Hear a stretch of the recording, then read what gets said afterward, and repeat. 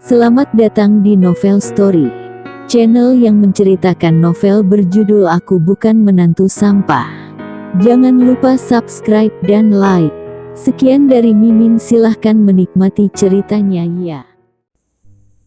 Aku Bukan Menantu Sampah, bab 607. Dia adalah satu-satunya di dunia. Aung Miko ketakutan sampai terjatuh. Dia sudah mencium bau darah di mulut singa. Dia bahkan dapat melihat dengan jelas gigi tajam di mulut singa. Apakah dia akan mati di mulut singa, dicabik-cabik sampai mati oleh binatang buas ini? Aung Miko terengah-engah karena ketakutan, mengambil pisau dari tubuh banteng itu, bermaksud untuk mempertahankan dirinya. Dia tiba-tiba melihat Rocky berdiri tidak bergerak di tengah arena pertandingan dan tidak menghindarinya. Apakah Rocky begitu ketakutan sehingga dia tidak bergerak? Aung Miko berteriak marah, "Sampah!" masih tidak segera kabur. Tiga binatang buas itu juga melihat penantang ini, tiba-tiba menjadi ganas dan bergegas menuju ke Rocky. Pada saat ini, Rocky perlahan mengangkat kepalanya dan berteriak dengan dingin. Berlutut, suara yang jernih. Nadanya datar, suaranya tidak nyaring, tapi itu seperti bel yang jelas menembus semburan kebisingan dan langsung menuju ke otak semua orang. Brak, tiga binatang buas itu tampak melihat musuh mereka dan langsung berlutut di depan Rocky. Mereka tergeletak di tanah dan tidak berani bergerak sama sekali. Bruk, kepala Aung Miko langsung berdengung. Dia benar-benar merasakan tekanan yang sangat kuat saat dia mendengar kata berlutut. Tekanan ini begitu kuat, membuat kedua kakinya langsung lemas dan berlutut lurus ke arah Rocky. Bruk, bruk, bruk. Kerumunan di seluruh Koloseum berlutut pada saat yang sama, benar-benar tidak bisa mengendalikan diri.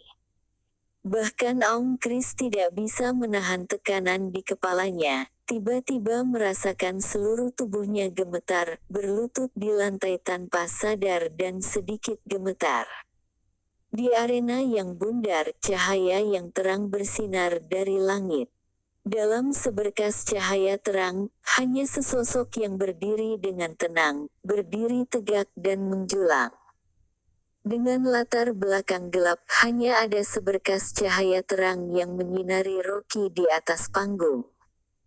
Di bawah cahaya, wajahnya dingin dan matanya dingin, tetapi dia tampak seperti seorang kaisar yang memandang rendah dunia dan seluruh tubuhnya samar-samar memancarkan kekuatan. Seluruh dunia berada di bawah kakinya dan menundukkan kepalanya. Sepertinya hanya dia yang satu-satunya antara langit dan bumi. Tidak terbendung. Rocky melirik kerumunan, menundukkan kepalanya dan berkata dengan datar kepada Aung Miko. "Untuk apa kamu berlutut? Bangun." Suara yang dingin ini membuat tubuh Aung Miko bergetar seakan-akan terbangun dari kekacauan. Dia tertegun selama beberapa detik, dengan kosong mengangkat kepalanya untuk melihat Rocky. Pihak lain masih mengenakan pakaian biasa, wajahnya dingin, tidak ada kesedihan atau kegembiraan di matanya, tetapi tampaknya ada seluruh dunia. Aung Miko kembali sadar dan tidak berdiri, tetapi dia berlutut dan membungkuk kepada Rocky sesuai dengan etika setempat. "Master Rocky, terima kasih telah menyelamatkanku 2 kali." Di bawah pandangan semua orang, Aung Miko membungkuk menghormati Rocky dan setelah 3 kali memberi hormat, dia berdiri dengan hormat dan berdiri di samping dengan patuh. Aung Miko mempunyai identitas dan status yang terhormat, tapi bahkan berlutut dan memberi hormat kepada seorang pria dengan pakaian biasa di depan semua orang.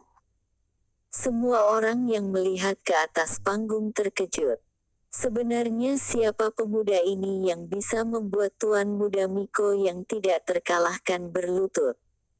Tapi kerumunan itu tetap diam, dampak barusan masih ada dan mereka sama sekali tidak berani bicara.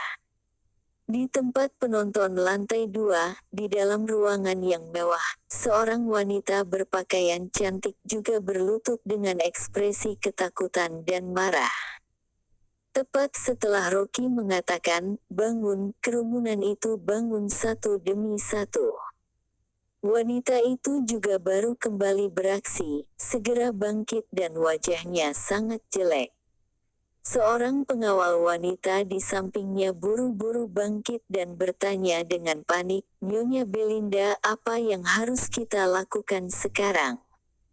Wanita itu mengangkat dagunya dan mendengus dengan arogan, "Untuk apa begitu panik? Apakah menurutmu mereka bisa keluar dari sini dengan mudah? Beberapa binatang itu hanya pemanasan saja, pertunjukan bagus masih ada di belakang." Begitu suaranya jatuh, tiba-tiba terdengar suara yang dingin dalam pikirannya. Benarkah? Suara itu sepertinya terdengar di telinganya dan tubuh Nyonya Belinda gemetar, tanpa sadar menoleh untuk melihat. Tapi tidak ada apa-apa di belakangnya, tidak ada orang sama sekali. Pada saat ini, suara itu terdengar di telinganya lagi. "Nyonya, jangan melihat ke belakang, aku berada di atas panggung, bukankah kamu sudah melihatku?" Untuk pertama kalinya, wajah cantik Nyonya Belinda menunjukkan ekspresi terkejut. Suara ini, ternyata terdengar langsung di benaknya. Pengawal di sekitarnya tidak bisa mendengarnya sedikit pun. Dan pemilik suara ini adalah Rocky yang berdiri di panggung yang sejauh 20 meter. Nyonya Belinda melangkah mundur dan tanpa sadar mendongak untuk melihat ke arahnya. Di tempat yang jauh, Rocky berdiri tidak bergerak di tengah seperti patung, mengangkat kepalanya sedikit dan melihat ke arahnya. Saat saling bertatapan dengan Rocky, Nyonya Belinda merasakan tekanan yang kuat. Mata dingin dari pihak lain membuatnya merasa ngeri. Bagaimana bisa begini? Dia mengatur semuanya dengan sempurna. Om Miko yang berada di atas panggung sudah ketakutan, tidak sempat memikirkan dirinya. Bagaimana Rocky bisa mengetahui semua ini adalah perbuatannya dalam waktu sesingkat itu? Apakah ada yang membocorkan rahasianya? Sebuah pemikiran melintas di benak Nyonya Belinda dan dia segera berteriak, "Ayo cepat pergi." Setelah berbicara, dia yang mengenakan gaun, segera membawa pengawalnya keluar dari ruangan dan berjalan dengan cepat ke bawah. Rocky berdiri di atas panggung, mendongak dan melihat Nyonya Belinda bergegas keluar dari ruangan dan berjalan dengan pengawalnya. Saat ini Om Miko juga pulih kembali. Tidak peduli betapa bodohnya dia, juga sudah tahu bahwa dia dijebak oleh orang lain, bahkan hampir mati mengenaskan. Melihat Om Chris bergegas ke panggung dengan pengawalnya, Om Miko segera memegang pagar dan memanggil kakak pertamanya. "Kakak, cepat hentikan Nyonya Belinda. Ini adalah konspirasi, dia ingin membunuhku dan Master Rocky." "Nyonya Belinda." Pupil mata Om Chris menyusut dan segera berteriak, "Miko, sebenarnya apa yang terjadi?" Om Miko diam sejenak, menelan ludah dan berbicara. "Nyonya Belinda mencariku sebelumnya, dia mengatakan bahwa tidak peduli metode apa yang aku gunakan, selama membiarkan Master Rocky naik ke panggung untuk bertarung dengan binatang buas, maka dia akan berbicara hal baik tentangku di depan ayah dan membuatku menjadi ketua tim pengawal." "Kakak, kamu juga tahu bahwa aku bisa masuk ke tim pengawal juga bergantung pada ayah. Di dalam seluruh tim kemampuanku berada pada peringkat paling bawah." Sebelum dia selesai berbicara, Om Chris sudah merasakan bahaya dari semuanya, segera berbalik dan berteriak, "Cepat hentikan Nyonya Belinda." Saat ini Aung Miko juga mendongak untuk melihat sosok Nyonya Belinda dan langsung berteriak. Kakak, dia ingin kabur. Sudah terlambat. Kursi VIP di lantai 2 sudah kacau berantakan. Belasan pengawal membuka jalan, dengan ganas memisahkan kerumunan dan membuka jalan untuk Nyonya Belinda. Beberapa pengawal wanita lainnya mengawal Nyonya Belinda dan dengan cepat berlari ke lift di lantai 2. Aku bukan menantu sampah, bab 608. Aku pikir kamu tidak berani. Di lantai 2 adalah kursi VIP dan lift langsung mengarah ke pintu keluar VIP di luar. Bawahan Aung Kris berlari dari lantai pertama dan sudah terlambat. Bruk bruk, tiba-tiba terdengar beberapa tembakan di lantai 2. Beberapa penjaga keamanan stadium bergegas mencoba menghentikan Nyonya Belinda tetapi langsung dibunuh oleh pengawalnya. Nyonya Belinda sudah berdiri di depan lift dan dikelilingi para pengawalnya. Kedua pintu lift perlahan-lahan terbuka. Dia mengangkat ujung gaunnya dengan anggun, berbalik dan mencibir pada Rocky dari kejauhan dan mengucapkan beberapa patah kata. Pada jarak puluhan meter, Aung Miko tidak bisa mendengar apa yang dia katakan, bahkan tidak bisa melihat bagaimana gerakan mulutnya. Tapi Rocky mendengarnya dengan jelas. Apa yang dia katakan adalah, "Rocky, apakah kamu ingat Bram yang mati di tanganmu? Aku adalah kakaknya Belinda. Kamu membunuh satu-satunya pewaris keluarga Bale, kejahatanmu yang sangat besar. Jadi, kalian semua akan mati di sini." Mata Rocky sedikit suram. Tidak heran dia selalu merasa bahwa wanita ini memusuhinya. Ternyata wanita ini adalah kakak Bram dan sekarang dia adalah istri bos Aung Johnny yang ke-8. Setelah Belinda berkata dengan sangat marah, dia berbalik dan berjalan ke lift. Dia telah menanam puluhan bom di seluruh Kolosseum.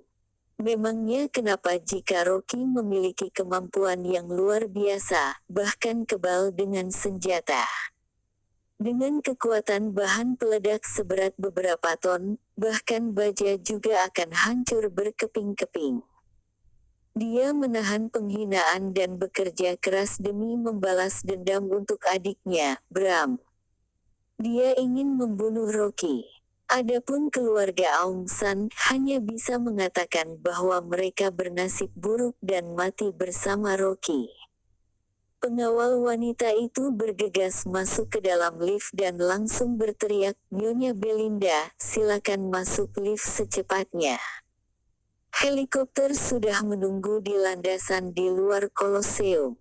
Kami sudah menghubungi pihak negara Nemesis dan Anda bisa langsung pergi. Tidak akan bertemu lagi. Belinda mengangkat kepalanya sambil tersenyum dengan tenang dan anggun pada Rocky. Mulai sekarang, dia akan ke negara Nemesis dengan kekayaan besar dan hidup kembali dengan identitas yang berbeda. Sedangkan Rocky dan semua orang di Kolosseum akan mati di sini, mati untuk adiknya. Rocky menegakkan kepalanya dan melihat Nyonya Belinda dengan tenang.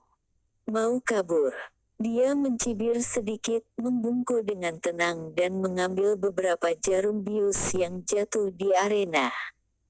Ini jarum yang jatuh saat pengawal barusan yang menyerang banteng. Tepat ketika pintu lift perlahan menutup dan ketika Nyonya Belinda menunjukkan seringai kejam, Rocky tiba-tiba mengangkat tangannya dan beberapa jarum bius terbang ke sana. Senyuman di wajah Nyonya Belinda belum berubah dan beberapa pengawal di sampingnya tiba-tiba jatuh bersama, dengan jarum bius yang tertancap di dahinya. Dan jarum terakhir menghantam pintu lift dengan suara keras. Pintu lift yang terbuat dari stainless steel, seolah-olah ditabrak oleh truk, mengeluarkan suara yang sangat keras dan kedua pintu baju tersebut bengkok, tidak dapat ditutup sama sekali.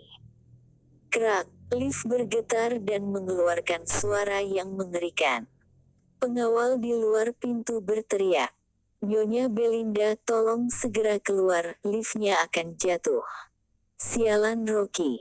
Nyonya Belinda mengumpat dan mau tidak mau keluar dari lift. Pengawal Om Chris sudah bergegas ke atas dari lantai bawah. Kedua belah pihak segera memulai perkelahian. Di seluruh koloseum, tiba-tiba ada tembakan di mana-mana. Ada kekacauan di koloseum, kerumunan berteriak dan mati-matian berusaha lari ke pintu keluar. Beberapa pengawal berjongkok di samping panggung yang dipagar, memegang pemotong kawat baja, berkeringat deras dan berusaha memotong kunci baja. Om Miko merasa gelisah dan memarahi. Sampah. Bahkan tidak bisa memotong kunci. Tuan muda Miko, ini adalah kunci baja yang khusus, yang digunakan untuk menahan penjahat di penjara Nemesis, bahkan butuh 10 menit untuk memotong dengan alat las. Om Miko mengutuk, "Jangan omong kosong, cepat buka. Aku ingin memenggal wanita itu dengan tanganku."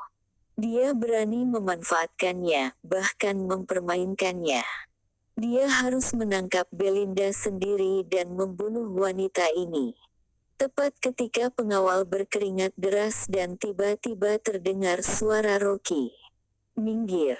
Dia mengulurkan tangannya, meraih rantai baja yang sangat tebal itu dan menariknya dengan santai.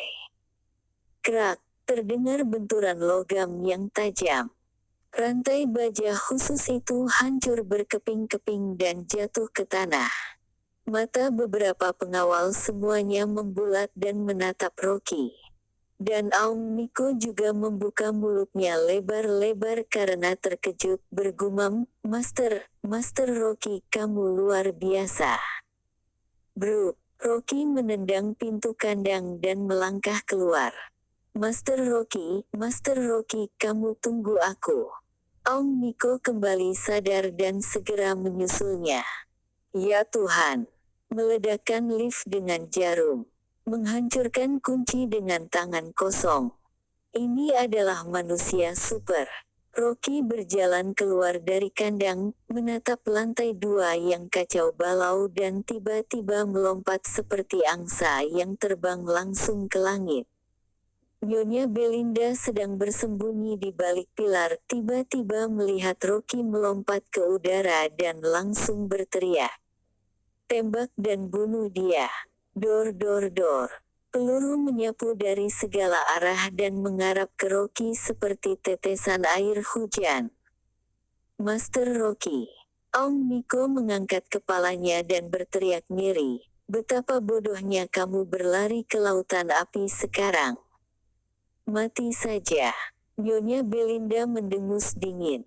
Meskipun dia akan mati di sini hari ini, tetapi selama dia bisa menghancurkan Rocky, dia juga mati dengan tenang karena sudah balas dendam untuk adiknya. Tiba-tiba, melihat sosok Rocky melayang di udara dan dia perlahan-lahan membuka matanya.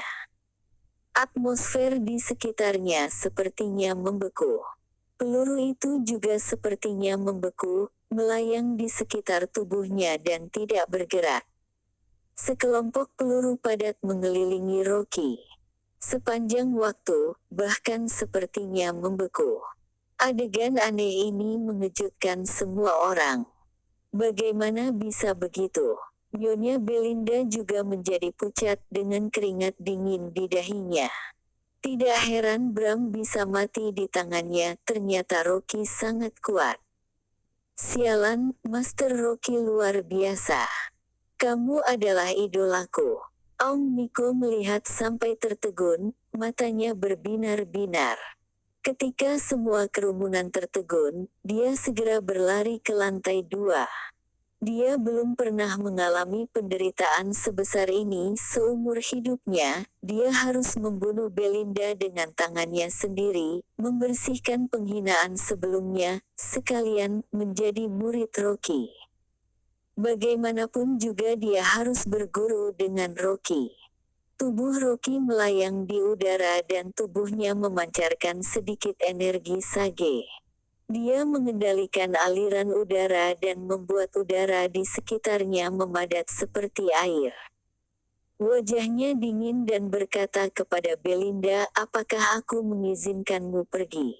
Wajah Belinda berubah, dia berteriak dengan suara serak, "Jangan berpikir hanya kamu satu-satunya kultivator.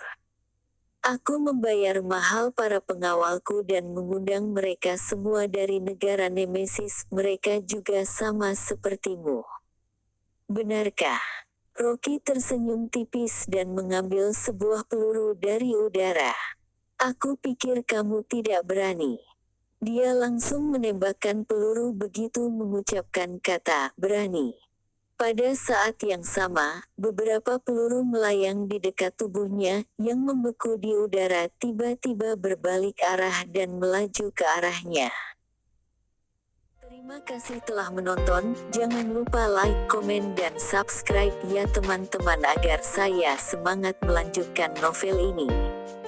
Jika ada yang kurang baik silahkan komen di bawah agar saya memperbaikinya. Sekian dan terima kasih ya.